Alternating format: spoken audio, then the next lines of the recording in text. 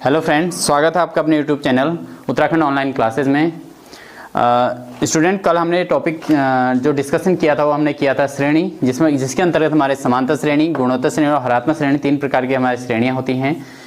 AP, GP और HP यानी कि हार्मोनी प्रोग्रेशन, ये तीन प्रकार की हमारी श्रेणियाँ होती हैं।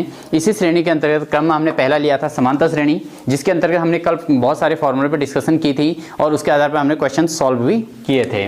तो फ्रेंड, यहाँ पर हमारे पास जो समांतर श्रेणी के लिए हम एक बार इस फॉर्मूले को थोड़ा रिवाइज करते हैं हल्के से। तो हमारे पास इसमें एक तो डिफरेंस यानी कि सार अंतर फाइंड करने का जो फॉर्मूला था वो था हमारा A2 माइनस A1 या A3 माइनस A2। चाहे हम किसी भी टर्म को अगर हम सब्ट्रैक्ट करते हैं बाद वाले टर्म से पहले वाले टर्म को, तो हमारा निकलता है D, जिसको हम कहते हैं डिफरेंस, कॉमन डिफरेंस इसको कह सकते हैं, या हम इसको कह सकते हैं सार अंतर, इसको हिंदी में कहते हैं। ठीक है फ्रेंड। तो इसके अलावा जो हमें इसका जो है nth टर्म हमने इसका किया था, nवां टर्म क्या था, an बराबर a plus n minus 1 into D, ये इसका nth टर्म था यानी कि nवां पद था इसका। और तीसरा हमने किया था n पदों का योग, जिसमें हमने कहा था Sn इज इक्वल टू होता है n/2 into 2a plus n minus 1 into D. तो ये था हमारा nth टर्म का फॉर्मूला। ठीक है, Sn is equal to n/2 into 2a plus n minus 1 into D इसका फॉर्मूला होता है। ठीक है ना। तो फ्रेंड, इसके अलावा अब हम इससे आगे बढ़ते हैं। तो इसके अलावा जो हमारे फॉर्मूले होते हैं तो वो होता है हमारा Sn इज इक्वल टू होता है n/2 into a plus l, या इसको कहें n/2 into a plus an। Friend, आज हम इस फॉर्मूले पर डिस्कशन करेंगे, इस पे रिलेटेड क्वेश्चन सॉल्व करेंगे। तो देखिए ये क्या होता है हमारे पास n/2, n हमारे टर्म्स होते हैं, कितने टर्म्स उसमें पूछा गया है, और a इज इक्वल टू हमारा फर्स्ट टर्म होता है और l जो होता है हमारा लास्ट टर्म होता है फ्रेंड। ठीक है नहीं। और an भी वही टर्म है, जो लास्ट वाला टर्म होगा उसी को an भी कहते हैं और उसी को l भी कहा जाता है। ठीक है ना। तो इस तरीके से अगर हम इसके लिए क्वेश्चन सॉल्व करें तो Sn is equal to n/2 के लिए आज हम इसका फॉर्मूला करेंगे, इस फॉर्मूले का यूज करेंगे, इस पर हम क्वेश्चन सॉल्व करेंगे फ्रेंड। ठीक है।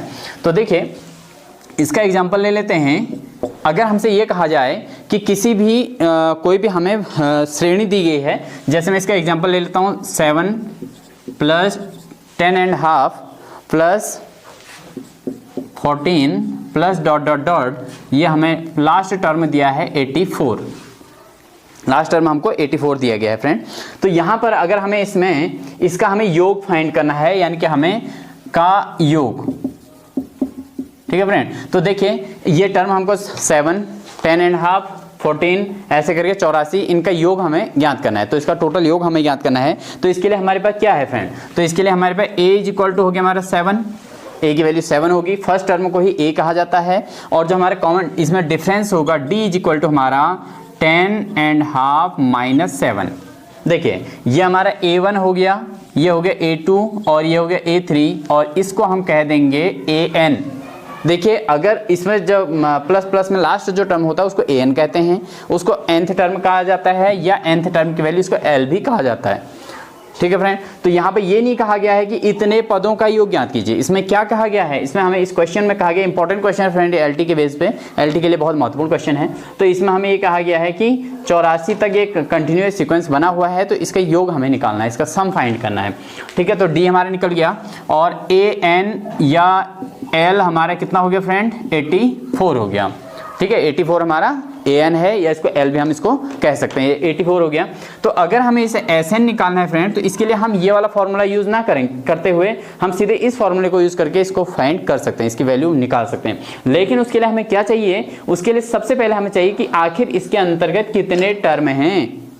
देखिए फ्रेंड, इसमें यही कन्फ्यूजन रहता है, इसमें ये रहता है कि बहुत सारे सॉल्यूशन के दौरान क्या कर देते हैं, 84 को n मान लेते हैं, बट ये n नहीं है, ये an की वैल्यू है, इसी को हम l कह सकते हैं। लेकिन और इसके लिए पहले हमें क्या करना पड़ेगा, पहले हमें n निकालना पड़ेगा कि आखिर n कितना आएगा। तो n के लिए हमारा फॉर्मूला होता है, पहले हम n निकालने के लिए फॉर्मूला लगाते हैं, a plus n minus 1 into d equal to होता है an। a plus n minus 1 into d equal to क्या हुआ, an हुआ फ्रेंड। ठीक है ना। तो a की वैल्यू हमारी 7 हो गई, और n हमें फाइंड करना है इंटू d जो होगा हमारा इन दोनों में से सब्ट्रैक्शन करके आएगा। तो इसको मैं यहाँ पर सॉल्व कर लेता हूँ। तो 10 2 जा 20, 20 माइनस 1 कितना हो जाएगा, 21/2 माइनस 7 हो जाएगा। ठीक है नहीं। अब इस 7 के डिनोमिनेटर में 1 मान लेंगे और उसके बाद हम इसको सॉल्व करते हैं तो 20 हमारा आ जाता है 21 माइनस 7 2 14 अपॉन 2, तो ये आ जाएगा हमारा 7 अपॉन 2 आ जाएगा इसका, ठीक है। 21 में से 14 माइनस कर दिया हमने और 7 अपॉन 2 आ जाएगा, ठीक है ना। तो ये हमारे पास डी की वैल्यू आ गई 7 अपॉन 2 और इक्वल टू ए एन की जो वैल्यू है हमारे पास कितनी है फ्रेंड, 84। ए एन की वैल्यू 84 है। ये क्वेश्चन बहुत इंपॉर्टेंट है फ्रेंड, एलटी के एग्जाम में ये क्वेश्चन पहले आया हुआ है, ठीक है ना। तो आप इसको बहुत आसानी से सॉल्व कर सकते हैं। देखिए बहुत शॉर्ट तरीके से आपको कराया जा रहा है। तो इस 7 को अगर हम रिप्लेस कर दें तो हमारा n-1 into 7/2 is equal to 84 minus 7 हो जाएगा। और इसको हम फिर सॉल्व करें तो ये जो है 84 में से अगर हम 7 माइनस करें तो हमारा आ जाता है 77 और इनटू ये 7 अपॉन 2 जो है इसको हम रिप्लेस कर देंगे, दूसरी साइड रिप्लेस करेंगे तो जो अपॉन का 2 है वो राइट हैंड साइड जाके मल्टीपल हो जाता है। तो ये हमारे पास आ गया 2 अपॉन 7, ठीक है। तो n-1 इज इक्वल टू इस 7 से 77 कैंसिल हुआ 11 बार 11 बार और 11 2 कितना हो जाएगा 22। Then n is equal to आ जाएगा 22 प्लस 1 यानी कि n इज इक्वल टू आ जाएगा हमारा 23, ठीक है फ्रेंड। तो इस तरीके से हमारा अगर हम इस सीक्वेंस को आगे को बढ़ाते रहेंगे तो इट मीन से ये 84 आ रखा है हमारे 84 आया है, ये 23वें नंबर का टर्म है। पहला टर्म ये हो गया, दूसरा ये हो गया, तीसरा ये हो गया, ऐसे बढ़ते बढ़ते बीच में जो है बहुत सारे टर्म्स इसमें गैप किए गए हैं। तो इट मीन से 84 जो आया हमारा ये 23 नंबर वाला टर्म है, ठीक है ना। तो ये हमारे 23वें नंबर का टर्म जो है 84 है। अब इसके बेस पर हम क्या कर देते हैं, हम निकाल देते हैं SN निकालते हैं। तो देखिए अब हमारा n टर्म का सम जो हो जाएगा, अब देखिए हमें पता चल गया 23 पद हैं तो इस 23 पदों का हम इसमें क्या निकाल देंगे, योग निकाल देंगे, सम ऑफ 23 टर्म्स, ठीक है ना। तो SN इक्वल टू क्या हो जाएगा हमारा n/2 into a plus an हो जाएगा, ठीक है नहीं, a प्लस an है, ये इसका फॉर्मूला है। तो हमारे पास n आपको पता चलेगा 23/2, n इज इक्वल टू 23 है और a की वैल्यू कितनी है फ्रेंड, a की वैल्यू हमारे पास 7 और प्लस जो an है, an की वैल्यू हमारे पास कितनी है 84 यानी कि लास्ट टर्म जो है, तो 84 an की वैल्यू हो गई।